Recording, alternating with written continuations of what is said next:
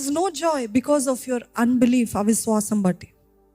You might be clapping in God's presence, you might be singing loudly, or you might be praying.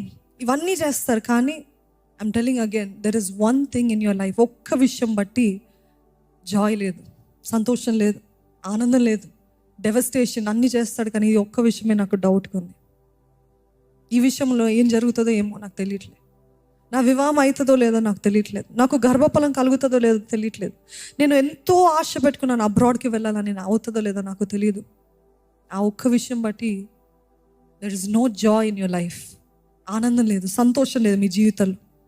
ఎప్పుడైనా గమనించండి, మీ జీవితంలో అసాధ్యముగా కనబడుతున్న పరిస్థితులు బట్టి చాలా జాగ్రత్తగా ఉండండి. Do you understand?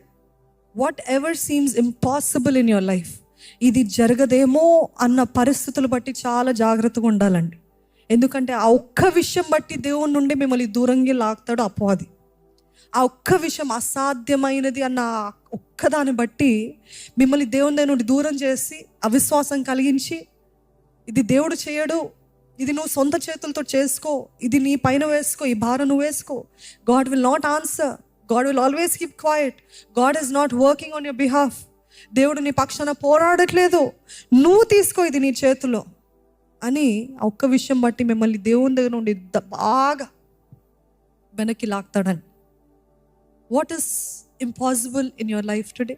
ఏదో ఇంపాసిబుల్గా అసాధ్యముగా కనపడేది ఏంటి మీ జీవితంలో? ఒక్కటే నేను అంటున్నాను, రిమెంబర్ దిస్. ఆ ఒక్కటే, it might not be many, ఒక 10 విషయాలు కాదు, ఆ ఒక్క విషయమే అసాధ్యంగా కనపడుతుంది. ఆ విషయం బట్టి చాలా జాగ్రత్తగా ఉండాలి.